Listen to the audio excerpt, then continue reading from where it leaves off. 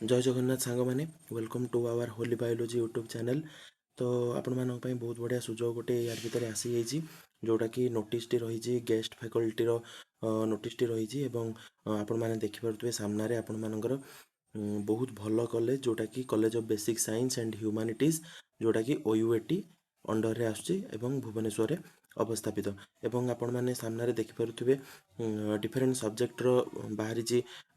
Guest faculty आवश्यकता से रही जार कि डेट रही इंटरव्यूर डेट रही 18 एवं 19 जुलाई 2024 एवं रेमुनेरेसन आपणकर जदि देखा आम 500 टंका पर क्लास रही प्लस टू साइंस पिलामानंक यूजी पिलामानंक एवं पीजी पिलामानंक पीजी पिलामानंक साधारणतः रही जोटा कि 25,000 पर मंथ रही एवं एटा आपणकर रिभाइज होगी 750 पर क्लास हो पारे जोटा कि टोटाल आपको सैलारी मिलवार बहुत चांसेस रही 37,500। ठीक अच्छे तो बहुत भल सुजोग आपण सैलारी स्ट्रक्चर भी बहुत भल कौन सी कॉलेज एमती सैलारी दौना तो आपण बहुत बढ़िया अपॉर्चुनिटी जो जो मैंने कि ए डिग्री हासिल कर क्राइटेरिया अनुसार से मैंने निश्चित भाव में जाकि आप अटेंड करूँ इंटरव्यू और निश्चित भाव में जॉब को क्रैक करूँ। तो आपण मैंने ये देखिपे कौ कौ सब्जेक्टर रही आमर रिक्रुटमेंट रही तो देखो ये फिजिक्स रही फिजिक्स आपण मैंने क्वालिफिकेशन कौन थी दरकार आपण मानकर मास्टर्स डिग्री होता दरकार जेकोसी रेकग्नाइज्ड यूनिवर्सिटी रू एवं 55% मार्क एटलिस्ट आपण सिक्योर करथिबा दरकार। सेमती केमिस्ट्री रे आपण मानकर 3टी पोस्ट पई वैकेंसी रही से मास्टर डिग्री करथिबा दरकार एवं 55% एटलिस्ट आपण सिक्योर करथिबा दरकार। मैथमेटिक्स रे 4टी पोस्ट रही आपण से मैथमेटिक्स रे मास्टर डिग्री करथिबा दरकार जेकोसी यूनिवर्सिटी रू एवं 55% मार्क एटलिस्ट सिक्योर करथिबा दरकार। तो बटनी एवं जूलोजी तीन ही रही पोस्ट एवं आपण मैंने जदि बटनी रे चाहूँगी गेस्ट फैकल्टी तो आपण मानक बटनी रे मास्टर डिग्री करने पड़ो एटलिस्ट 55% मार्क सिक्योर सहित एवं जूलोजी सेम सिचुएसन रही। बायोटेक्नोलोजी आम जो देखा 5टी पोस्ट वैकेंट रही जोटा कि बहुत अधिक और माइक्रोबायोलोजी रे 5टी पोस्ट वैकेंट रही आपण मानक रेस्पेक्टिव सब्जेक्ट रे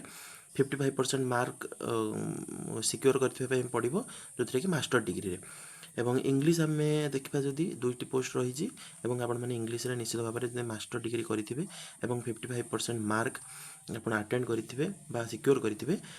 ताहले आपण निश्चित भाव में अटेंड करेंगे इंटरव्यू एवं सेमती ओडिया रही गोटे पोस्ट वैकेंसी और ओडिया मास्टर डिग्री करथिबा दरकार एवं 55% डिग्री आप सिक्योर करथिबा दरकार। तो एबे आपण देखंतु तांकर अन्य क्राइटेरिया सब जहाँकि रही candidate with teaching experience MPhil PhD research publication in pure reviewed journal तो एम टी अधिक वेटेज और प्रेफरेंस दिज्व एवं 2024-25 सेसन ही रिक्रुटमेंट रहिबो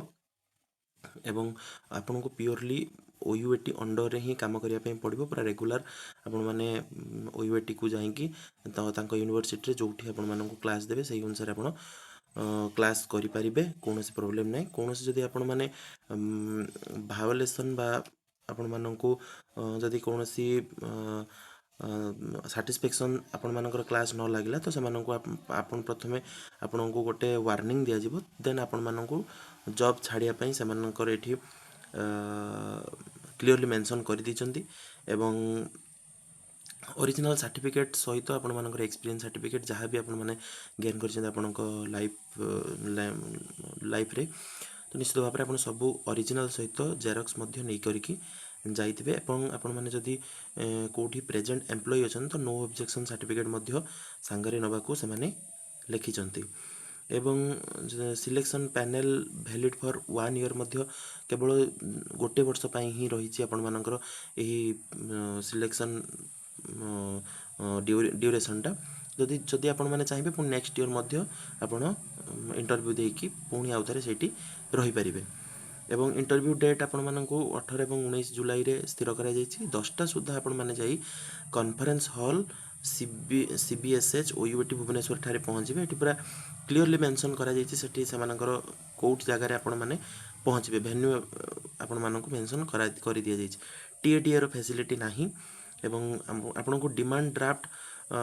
एवं और बैंक चेक आकार आपन को 500 टंका सबमिट करने पड़ो जो दिन आप जी देन आपण मैंने जाकि अटेंड करें एबे आपण देखा चलतु जो कौ दिन कौन कौन रही तो आपण मैंने 18/7/2024 जो मैंने अटेंड करने चाहूँगी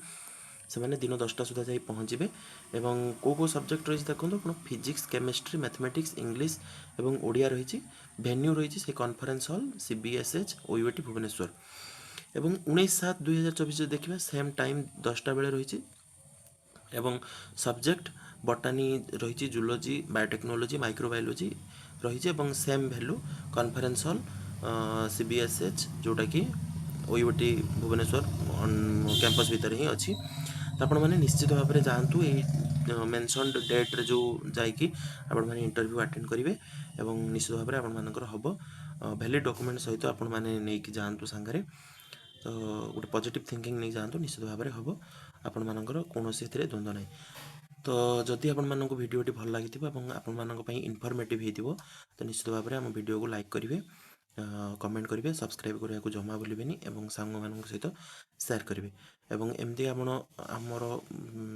चैनल को सब्सक्राइब करूँ डिस्क्रिप्शन में टेलीग्राम लिंक दि जाइए जॉइन करेंगे सब प्रकार इनफॉरमेशन आपण मानक प्रोवाइड कर दि जाव तो एति करी रहिलु नेक्स्ट वीडियो देखा धन्यवाद।